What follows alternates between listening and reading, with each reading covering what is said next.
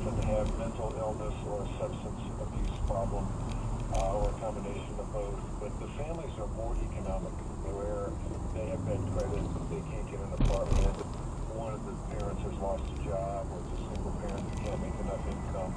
So we're super sensitive to that. We try to welcome every single person, have a solution, respond quickly as best we can. But boy, I really think we're doing a job.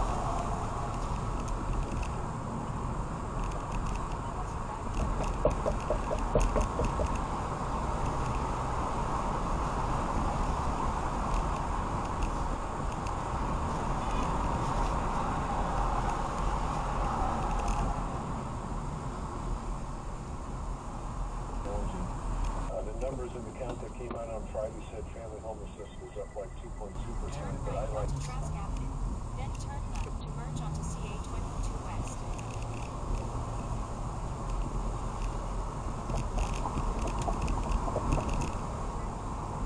You saw that article back in May by the LA Times, and they said the number was up 45, and I think they've gotten figures from the...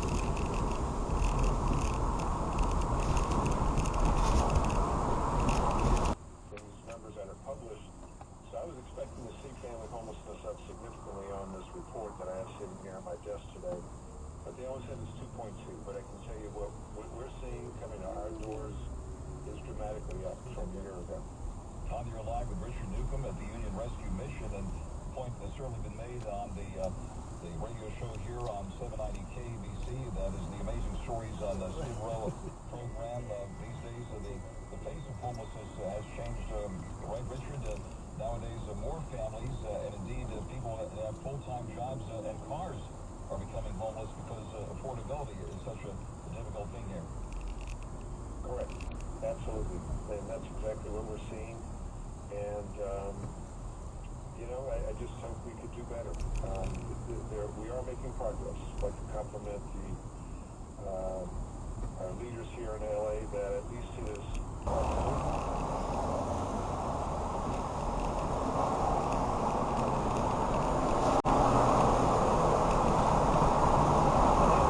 has the carpool lane blocked. Traffic is stop and go.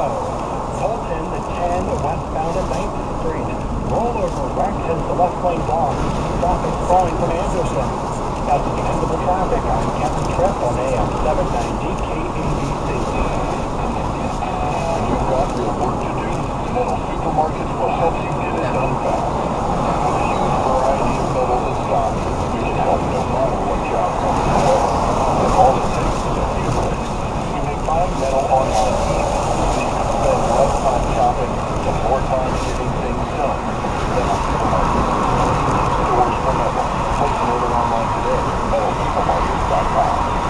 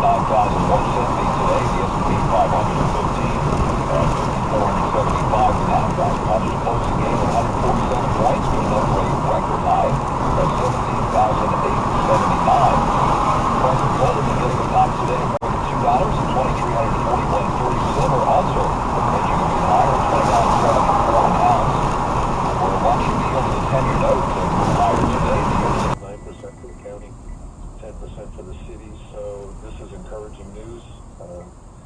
They are all in on housing. The yield on the 10-year note today. We'll be taking a break in this week on Thursday for the 4th of July. On Friday, we'll be getting the big enchilada Monday economic reports. Then we'll be dropping reports from the Labor Department for the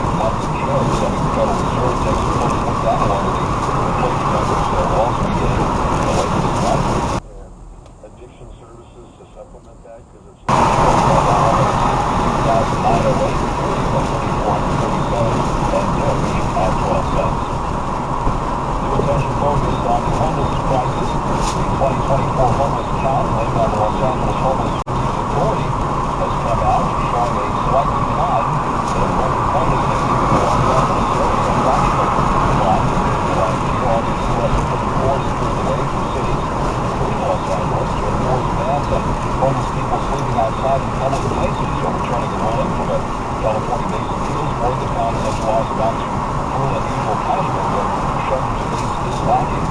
We'll give an update now on what's happening here in Los Angeles. Joining us live now, Richard Newcomb, Vice President of Philanthropy and Social Enterprise at the Union Rescue Mission in downtown Los Angeles. Richard, thank you very much for taking the time this afternoon. Good afternoon, Frank. Great to be with you. Thank you. Thank you very much for keeping us well informed on this important issue here. And they're coming to us from Skid Row and the epicenter of the homeless crisis in Los Angeles. Give us an update here from your vantage point on the latest numbers that were released recently. Well, I think we believe it's a positive sign that things have at least leveled off.